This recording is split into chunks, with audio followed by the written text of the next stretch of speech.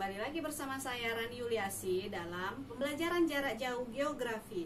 Nah, pada kesempatan kali ini kita akan membahas tentang usaha pelestarian flora dan fauna. Berbagai usaha yang dilakukan untuk menjaga kelestarian flora dan fauna. Yang pertama, penerapan peraturan yang mengatur tentang pengelolaan lingkungan hidup dengan pembangunan. Misalnya, penerapan Undang-Undang Nomor 32 Tahun 1999 tentang perlindungan dan pengelolaan lingkungan. Dan yang kedua, melakukan upaya konservasi. Konservasinya apa aja? Mari kita lihat satu-satu. Upaya konservasi yang pertama adalah hutan lindung. Hutan lindung adalah hutan yang ditetapkan oleh pemerintah atau kelompok masyarakat tertentu untuk dilindungi agar fungsi-fungsi ekologisnya terutama menyangkut tata air dan kesuburan tanah tetap dapat berjalan dan dinikmati manfaatnya oleh masyarakat di sekitarnya. Nah, hutan lindung memiliki beberapa manfaat. Yang pertama, mencegah datangnya banjir. Yang kedua, sebagai penyimpan cadangan air tanah. Yang ketiga, sebagai pencegah erosi tanah dan longsor. Yang keempat, memelihara kesuburan tanah. Yang kelima, sebagai tempat menyimpan sumber daya genetika. Yang keenam, sebagai habitat bagi hewan dan tumbuhan hidup.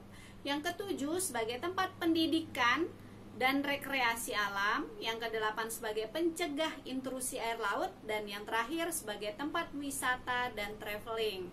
Nah, itu adalah manfaat dari hutan lindung. Sekarang ada beberapa contoh hutan lindung yang ada di Indonesia. Yang pertama ada hutan lindung Sungai Wain. Ini berada di Kota Balikpapan, Provinsi Kalimantan Timur. Yang kedua ada hutan lindung Wehea, berada di Kabupaten Kutai Timur, Provinsi Kalimantan Timur. Dan yang terakhir ada hutan lindung Alas Ketu di wilayah Kabupaten Wonogiri, Provinsi Jawa Tengah. Tapi di Indonesia tidak hanya ada 3 hutan lindung, tapi masih banyak lagi. Hampir semua provinsi itu memiliki hutan lindung masing-masing. Konservasi yang kedua adalah cagar alam. Cagar alam merupakan kawasan suaka alam yang karena keadaan alamnya mempunyai kekhasan satwa, tumbuhan dan ekosistemnya atau ekosistem tertentu yang perlu dilindungi dan perkembangannya berlangsung secara alami. Cagar alam ini memiliki beberapa fungsi dan manfaat. Yang pertama adalah melindungi flora serta fauna dari ancaman kepunahan. Yang kedua, menjaga kesuburan tanah. Yang ketiga, mengatur tata air. Yang keempat, menjadi tempat objek wisata. Yang kelima, menjadi tempat belajar di lapangan atau praktek. Dan yang keenam, menjadi tempat penelitian. Berikut nama-nama cagar alam yang ada di Indonesia. Yang pertama ada cagar alam Bukit Kelam, terdapat di Kalimantan Barat. Hewan yang dilindungi adalah pohon meranti, anggrek, dan banggeris.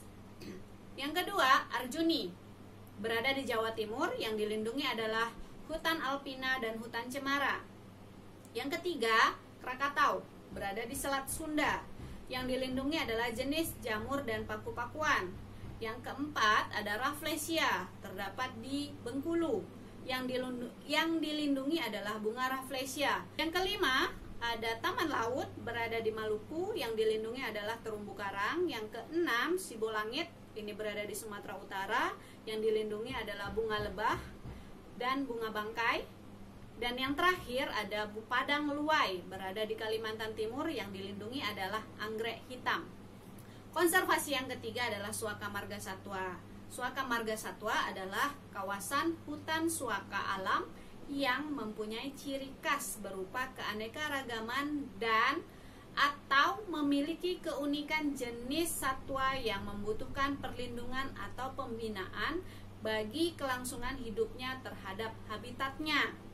Manfaat dari Suaka Marga Satwa yang pertama, memberikan jaminan kehidupan untuk satwa-satwa tertentu.